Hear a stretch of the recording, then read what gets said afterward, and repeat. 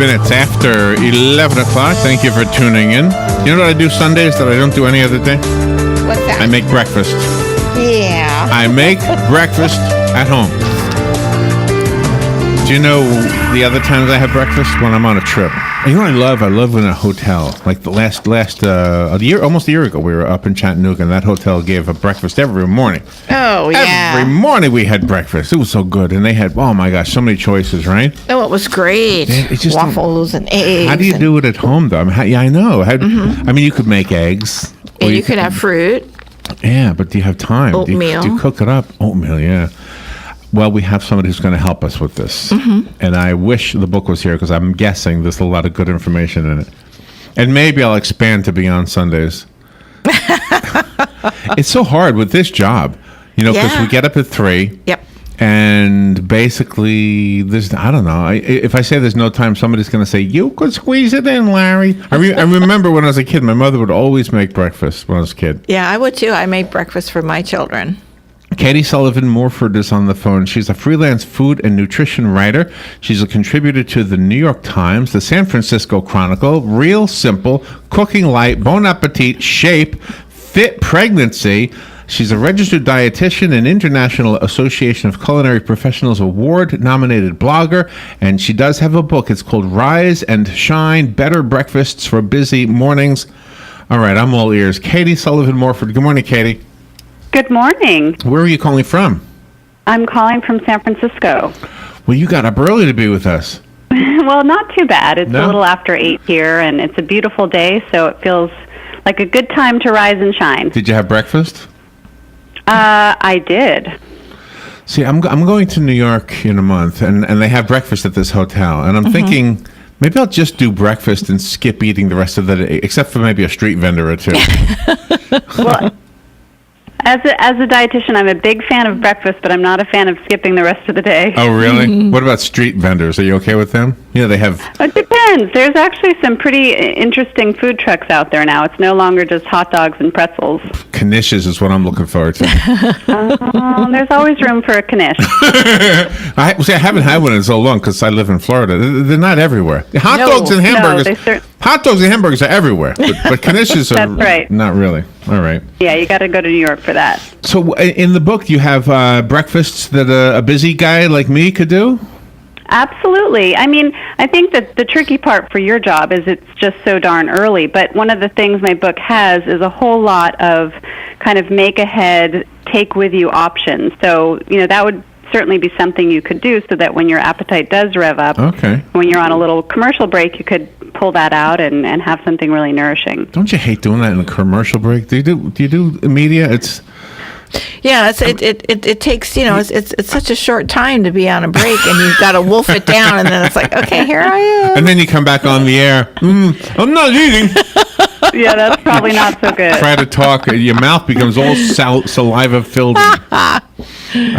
Children and teens who eat breakfast fare better in school and are less likely to be overweight. Wow, I'm reading from the notes that you gave us.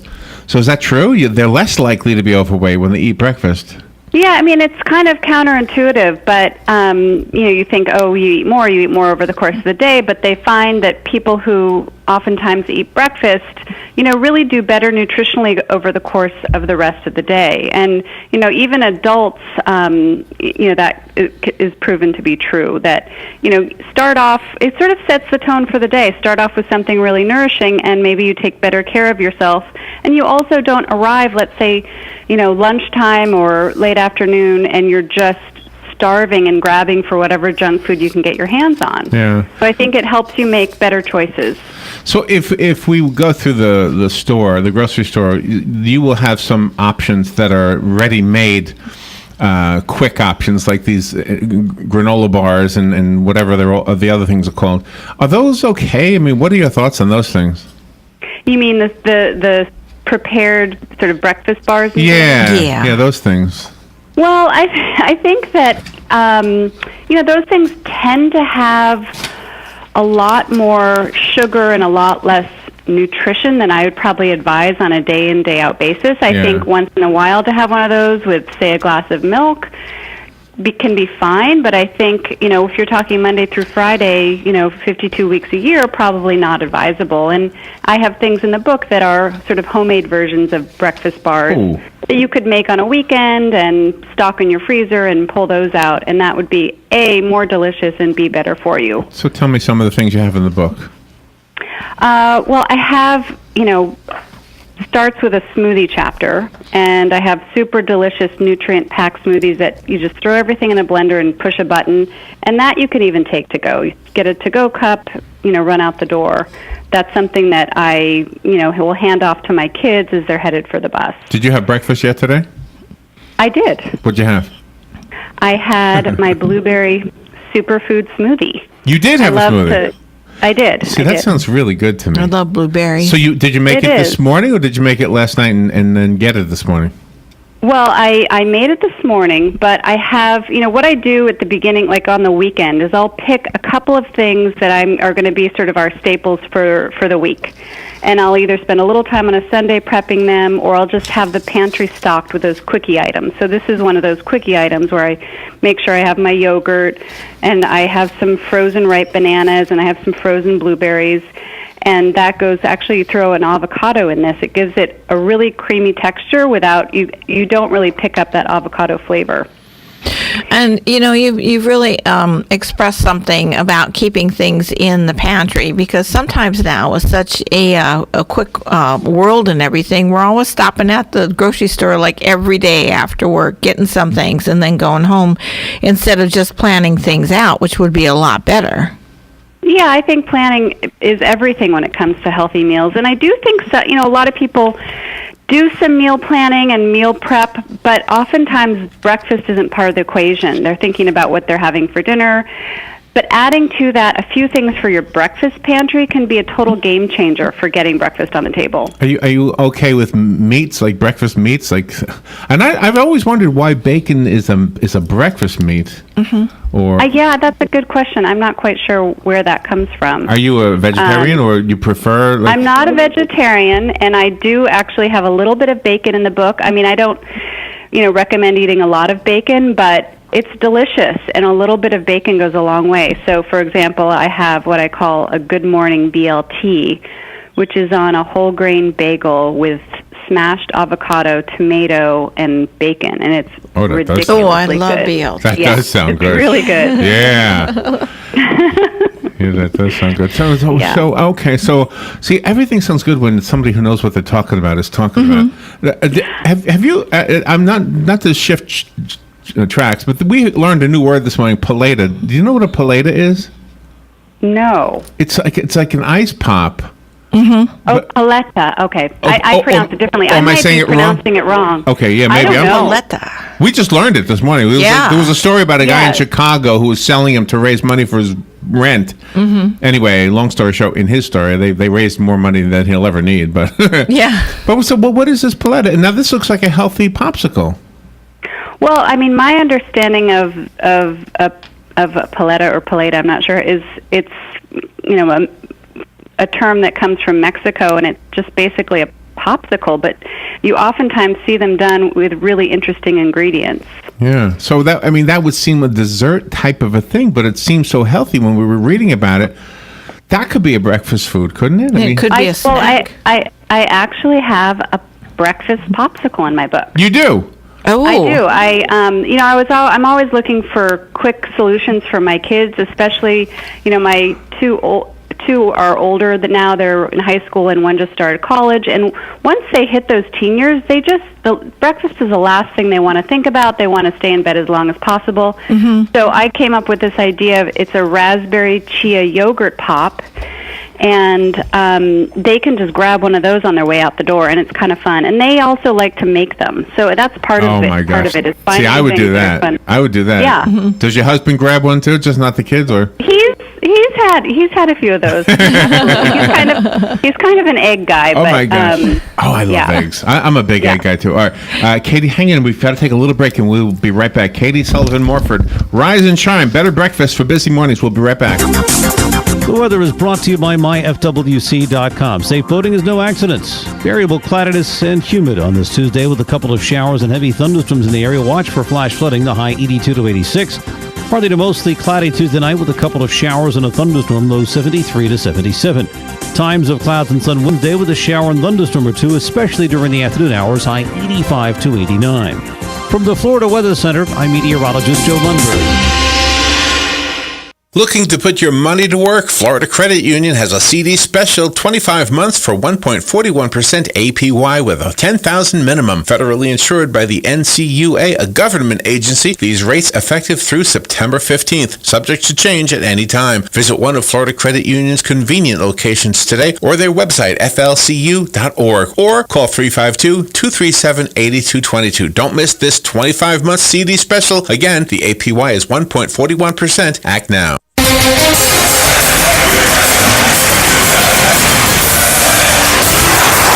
Some would say that this country is in the toilet. Some would even go so far as to say the economy is going down the drain. But we say, if water runs through it, we do it. Hi, I'm Sean Scott, owner of Mike Scott Plumbing, and I approve this message.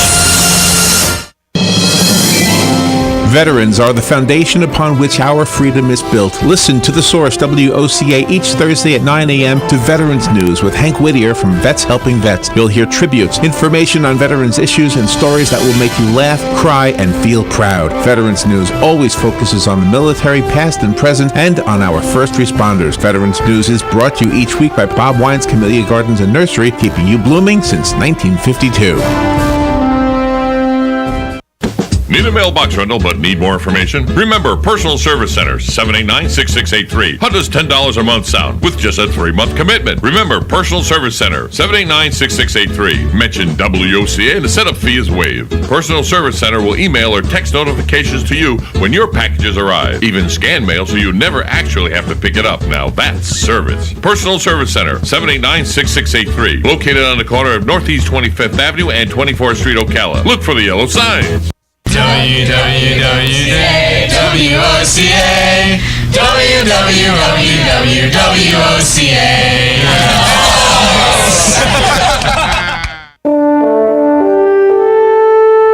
This is WOCA, News Talk 1370. All right, 18 minutes after 11 o'clock. I'm thinking about breakfast right now, Robin. Okay. And I'm thinking maybe I'll have breakfast for lunch today. That's a good idea. Why not? On the phone is Katie Sullivan Morford. Her book is called Rise and Shine, Better Breakfasts for Busy Mornings. Katie, do you know what I bought? I bought one of those like half-moon-shaped plastic things that you see in the grocery store to make a microwave omelet. Have you ever seen these things? I have, yes. I've never used one, but I have seen them. I've used it. Have you tried it? Yeah. Yeah, it's not a real omelet. Well, it sticks, you know. It sticks to the inside of the plastic thing, and I don't know what to do. But it actually works. It's better than when I make it in the frying pan because I'm horrible at this. I don't know what I'm doing wrong. I flip it over, and it never looks like Denny's. Well, you need to get on YouTube and find the old Julia Child video. She demos how to make a perfect omelet, and it actually doesn't look like a Denny's omelet, but it's delicious. Oh, really? So I wondered if putting cheese in it was a secret because cheese kind of melts and holds it all together. If I just put in like chopped onions and whatever else I have in my refrigerator. Mm-hmm. See, I'm really creative on Sundays. Yeah, that's great. It's the only day I do this. But it falls apart. A veggie omelet falls apart. Mm-hmm. Well, you can't put too much filling unless you're using a lot of eggs, so that might be part of it. But I do think cheese does help kind of sort of glue, plus it tastes delicious. It does. How do you address the picky eater in your cookbook? I actually have a whole section about, sort of different breakfast personalities, and it's called Breakfast Battles Made Better. And I have one for the picky palate. And I think, it's tricky because the last thing you want to do first thing in the morning is be battling with your child at the table. So I have a couple suggestions. One is sometimes picky eaters like to know what's coming. So having maybe a planned meal rotation where we say Mondays we're going to do toast, Tuesdays we're going to do scrambled eggs, and so forth, so they know what to expect. And then I think the other thing is, don't throw something at them at breakfast if they're not familiar with it. They're just going to turn their nose up at. That's probably not the best time of day to do that. And then the other thing is, I'm a big fan of involving kids. So, I recommend, say, taking my book and sitting down with your child and saying, let's look and see what looks interesting to you, and pick out a few and get them involved in making it. I think all of those things are helpful. And the other thing I have in the book is a section called Adapt It and Boost It. And this is for, I call it adventurous eaters in training. It's this more positive spin than picky eaters, and it sort of gives parents ideas on ways you can tweak the recipes that might make them a little more palatable to someone who's a little cautious about food. Oh wow! Yeah, I'm bad with putting salt on everything. Every guest we have says you got to cut back on the salt. But do you know what we have in the Southeast? Have you been to the Southeast? Have you had grits? My question is about grits. Have you had grits? I have had grits. What do you think? You like grits? I love grits. You do? I do too. Yes. I did too. Robin does too. Robin is from Milwaukee. Wisconsin, yeah. I'm originally from New York, and we love grits. But they're not anywhere in the country. For some reason, you know how the lines have been blurred between cultures and everything? Yes. But that, for some reason, hasn't made its way around the world. No, I think that's true. Although, interestingly, what the Italians know as polenta is not so different from grits. Oh, really? Yeah, and I actually have a recipe in the book that it's a breakfast polenta, which you could easily do it with grits, and it's got some cheese, and you can throw vegetables on there if you want, and it's just delicious, warm and creamy. Is it the same as cream of wheat? Or is that different? No, it's corn. It's just corn. like grits are. Okay, corn, so grits is a corn product, right? Yeah, exactly. Cream of wheat is the breakfast. Yes. Cream of wheat is made out of wheat, right? Yeah. So it's got really good. My children love that. Makes sense, right? They love that. Yeah. You know what my grandmother used to make? She used to take potatoes and chop them up, and that would be a breakfast food. Mm-hmm. Yeah, that sounds good. Yeah, those warming kind of whole grain breakfasts are really satisfying, and I have a whole chapter of grains. And it doesn't take long, according to the recipes in your book, to really make a good, nutritious breakfast for your children. No, I mean, it can be really simple. And, I sort of looked at this book as a book of solutions, and I decided one of the solutions has got to be things that you can make really fast, that just have a few ingredients. I mean, I have a whole chapter just on toast and how to layer something nourishing on a slice of bread, and that can be breakfast. There's no reason it can't be. Oh, I've done that a lot. What do I layer? I layer butter. I'm taking it a step further than just butter. I layer a slice of cheese.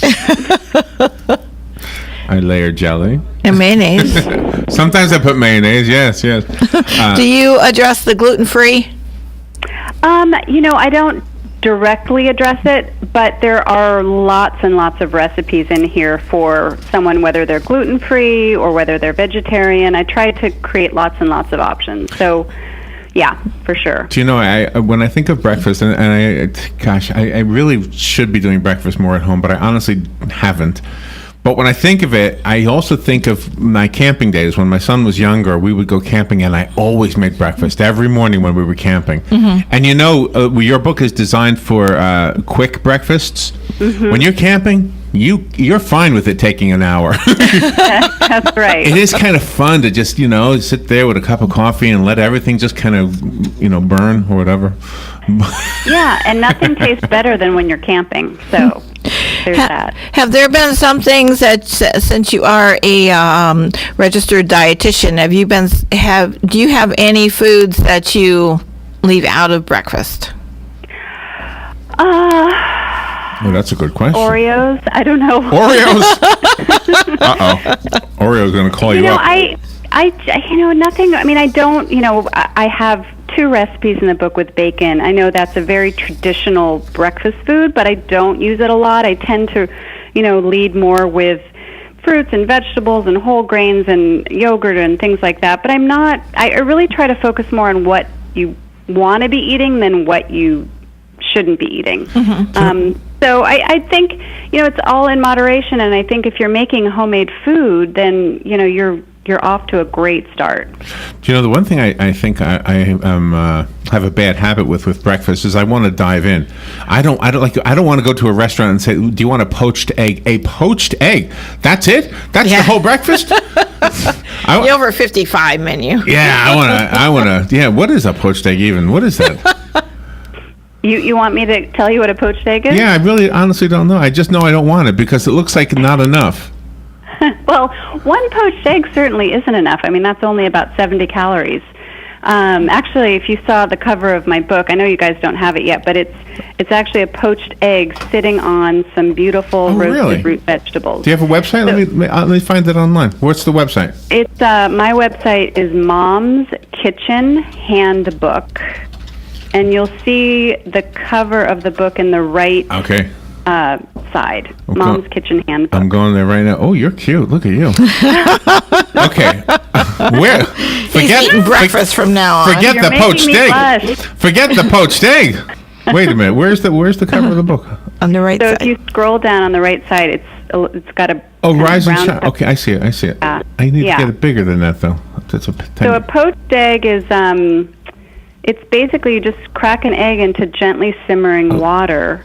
And it makes it really, really tender, and then you have that oozy yolk. Oh, really? Now, that doesn't look bad. Okay, I'm looking at the cover of your book now. That's a nice-looking breakfast right there. So, yeah, and that's actually, I will say that there is a weekend chapter of the book. It's the very last chapter, and that is from the weekend chapter. Oh, that's from when you're gonna spend more time. Yeah, that's a little more leisurely. Although what I recommend doing is making a double batch of those roasted roots, because that's a roasted roots hash. Oh. And then on Monday morning, you pull those out, reheat them, and then fry an egg to put on top. Oh, what's a great idea. Okay, so Rob, look at the cover of the book real quickly, because I want Robin to see what I'm looking at. So I recognize the egg. The rest of it, I would have guessed that was potatoes and onions, but those are roots, huh? Well, that's a root. Oh, but there's also, basically you can do sweet potatoes, you could do carrots, and just, onions, and throw that in a pan and get it really, crispy and warm and soft, and then you make your poached egg and put that on top. And then it's got like the seasoning is paprika and fennel and cumin and coriander and cayenne, so it has this really warming kind of taste to it, a little tiny bit of heat. Oh, I'm having that for breakfast. That looks so now good. I'm scrolling. Yummy. You can have it for dinner. You've got a lot. I can. It's got. I love onions. You've got a lot of pictures in this. Like I'm kind of looking at the free stuff you're offering on Amazon. What is with the honey? What was that thing we saw? Yumoka honey. What was that thing yesterday telling us, Rob? There was like a very the milk and honey latte. I don't know. That one? Is that good? Yeah, that sounds good. Yeah. So there's I hope it's good. It's in my book. Okay. That was sort of the answer for my kids to having a latte. It's just warm, frothy milk sweetened with a tiny bit of honey, and then you put a dash of cardamom or cinnamon on top. And if you're grown up, you can then do half coffee in there and make it a real latte. Yeah. You have pancakes, it looks like, with cheese on it. See, this is things I never think about. I love cheese. I love pancakes. I never thought about putting them together. Yeah, me neither. Yeah. This is good. That's it. So I tried to do, as the typical American breakfast is so often skews towards the sweet, and we're already getting so much sugar in our diet, and I really a lot of people like savory in the morning, so I wanted so I have a lot of savory things, and that's a little cornmeal pancake, and it's got a little bit of chili, and you put cheese on top, and it's really delicious. What's a beverage for breakfast? Everybody goes for coffee, but it looks like you've got tea in this picture here. I like tea too. I'm a big tea drinker, but I drink coffee too. I'm a tea drinker, and you know what? There's nothing wrong with coffee. I mean, I think coffee got a bad rap for a lot of years, and as long as you're not drinking so much of it that you're jittery and you can't focus. There's actually lots of research around the benefits of coffee, and so. But I personally am a tea drinker. All right, we're almost out of time. Give us the website again so we can buy the book. I'm just looking at it. It's got 5 stars. Oh my gosh, you're getting good reviews. My website is Mom's Kitchen Handbook, and then you can find a link to buy the book on the right-hand side of the blog. Okay. And that's awesome. And also you can go to Amazon, which is where I went to see the bigger picture, Rise and Shine. Yeah, you can look through it on Amazon for sure. Katie Sullivan, Morford, Rise and Shine. Thank you so much for being on the air. Fun interview. Thank you so much for having me. We'll be right back. From pneumonia, taking time off from the campaign trail, her emails, though, the focus of a hearing by the House Oversight Committee, which Democrat Congressman Elijah Cummings says is abusing taxpayer dollars and the authority